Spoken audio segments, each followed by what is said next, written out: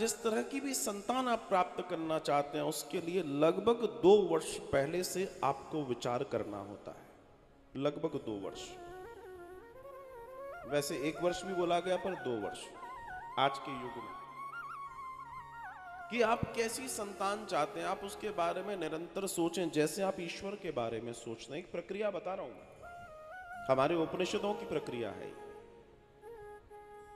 और जैसा आप विचार करेंगे फिर आपका खाना, आपका पहनना, आपके लोगों के बीच में बैठना, आपका सुनना, आपका देखना सब उसी दिशा में चलेगा। और आपके पति पत्नी दोनों का आचरण उसी दिशा में चलेगा। और उसके बाद एक नियत शुभ दर्शन के समय पर गर्भाधान है, और फिर गर्भाधान के बाद फिर नियम वैसे ही चलेंगे जब तक जो भी गर्भ में बालक बालिका जो है वो बाहर ना आ जाए। इसको कहते हैं वो प्रक्रिया जो संतान के जनने के लिए आवश्यक है। और जो लोग इस प्रक्रिया को जानते हैं वो जैसा चाहे वैसी संतान उनके यहाँ आ सकती है, जैसी चाहे वैसी संतान आ सकती है महाराज, जैसी चाहे। ये बहुत ध्यान रखने वाली बात है, बहुत ध्यान रखने वाली बात है। बहुत सारे नियम है इसमें। अच्छा, जब गर्भाधान हो जाता है तो उसमें 90% फिर नियम रह जाते हैं माता के पास, 10% परिवार के सभी जनों के नियम रह गए, जिसमें पति भी शामिल है। क्योंकि अगर मान लीजिए कि स्त्री को गर्भ है, वो शांत है, वो तो बेचारी पूजा पाठ कर रही है, अच्छे ग्रंथ पढ़ रही है, अच्छा भोजन कर रही है, लेकिन घर के अंदर कोई ऐसा व्यक्ति है जो गालियां दे रहा है, गलत भाषा बोल रहा है, जिसका आचरण ठीक नहीं है, उसको अगर वो सुन रही है तो उसका जो मन में जो भाव आएंगे वही भाव उस बच्चे में ट्रांसफर होंगे। इतनी सावधानी की बात है।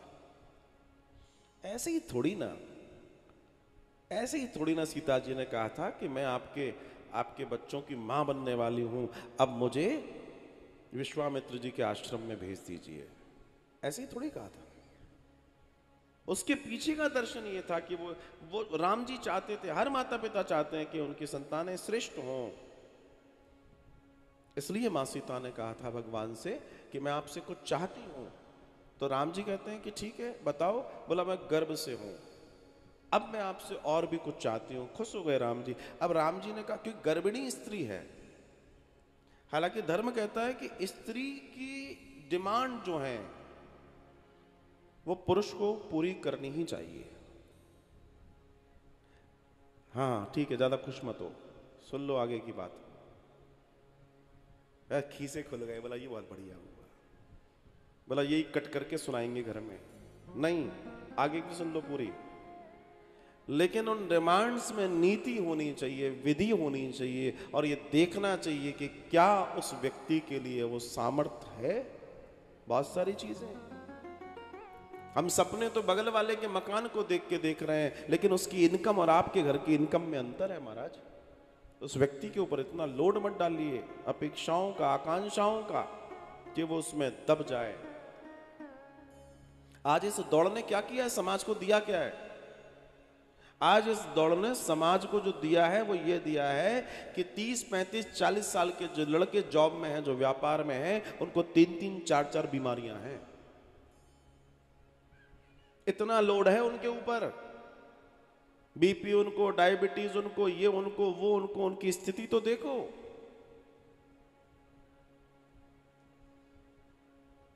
किस लिए कर रहे हैं? आपके लिए, परिवार के लिए। लेकिन उसके बावजूद अगर हम ये ना समझ पाए कि हमें भी इसमें साथ देना चाहिए, तो बहुत बड़ा विचार की बात है। ये डेटा है, भारत का डेटा, कि युवाओं में ये बीमारी 30, 35, 40 साल की उम्र में इतनी बीमारियां आ गई हैं कि क्या कहा जाए। सिर्फ ये कैसे आई हैं? चिंता की वजह से। हमारे यहां प्राचीन समय से एक बात कही गई, चिंता चिता।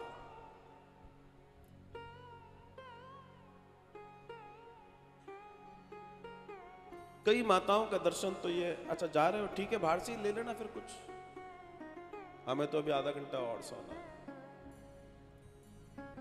नहीं मैं आपकी बात नहीं कर रहा, मैं तो उनकी बात कर रहा हूं जिनकी बात मैं कर रहा हूं।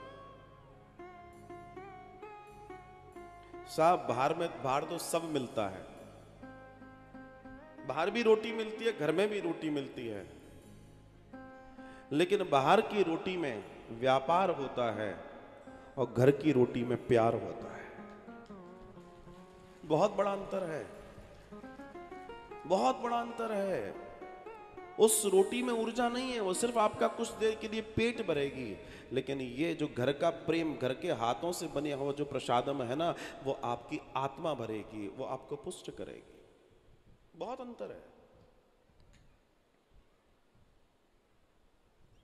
बहुत सारी माताएं मुझसे कहती हैं कि आजकल हमारे बच्चे खाते ही नहीं है, बाहर का खिला दो कितना भी खा लो। कह दूं मैं आगे की बात, आज्ञा है कह दूं? चलो। हाँ तो माताएं कहती हैं कि आजकल वो छोटे छोटे नन्हे नन्हे बच्चे कुछ खाते ही नहीं है, खिलाओ तो बाहर के ले आओ, चटर पटर कुछ भी खा लेंगे। फिर हम धीरे से पूछते हैं ये बताओ 9 महीने क्या क्या खाया था? सुनो आते में ये ले आना, सुनो ये ले आना। अच्छा उस बेचारे को भी मालूम है, लोगों से समझ जान चुका है, ऐसे में जो भी डिमांड हो पूरी कर दो खाने पीने की। अरे तुम तो विचार करो तुम्हें क्या खाना है, तो उस बच्चे को वही टेस्ट लगा। अब वो बाहर आया और तुम कह रहे हो अरहर की दाल खा ले, कहां से खाएगा भाई? उसका पोषण 9 महीने जिन चीजों से हुआ है। अब दूसरा सुनो, जो लोग थोड़ा बहुत इस चीज को जानते हैं, मैं अब थोड़ी सी वैज्ञानिक बात कर रहा हूं। एक शब्द है प्रोसेस्ड फूड, डब्बा बंद। ये भारत का नहीं है, ये पश्चिम का है। भारत में तो ताता ताता खाना बनता है, लेकिन जो डब्बा बंद खाना है दुनिया में सबसे बड़ा जहर यही है। तो ये खाना चाहिए कि नहीं खाना चाहिए? अरे जोर से तो बोल दो नहीं खाना चाहिए। हाँ हाँ अभी सुनो, नहीं खाना चाहिए ना। जो बच्चा इस दुनिया में आया, तुमने सबसे पहले मेडिकल स्टोर से एक डब्बा मंगवाया, भाई कटोरी में घोल के भाई वही खिलाया। नाम नहीं लूंगा कि मैं किसी का प्रचार क्यों करूं, समझ गए? समझ गए?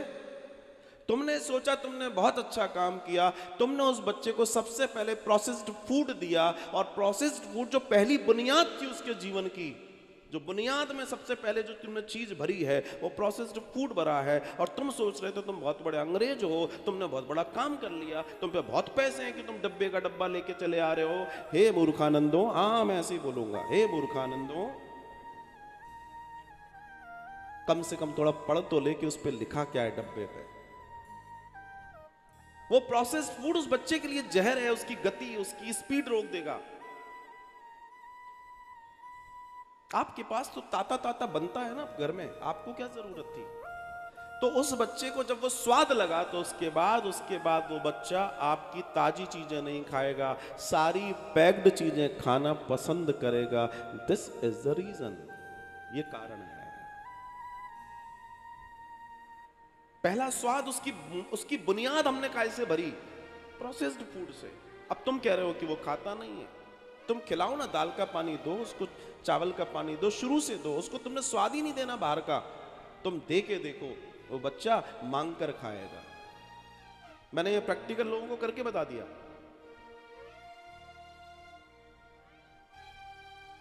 बच्चों के दुश्मन हम हैं, पता है क्यों? क्योंकि मेहनत कौन करे? डब्बा खोलो, 2 चम्मच निकालो, घोलो, अल्लाह चाट ले। तुमने अपने आलस में उस बच्चे की जिंदगी बर्बाद कर दी, अपने आलस में, अपने आलस में। कई माताओं के साथ ये है, श्रीमान जी लेट आ रहे हैं दुकान से बढ़ा के, तो कैसरोल में बना के रोटी रख देती है, क्योंकि जब वो आते हैं तब उनका पसंदीदा सीरियल चलता है, महाराज कौन बनाए।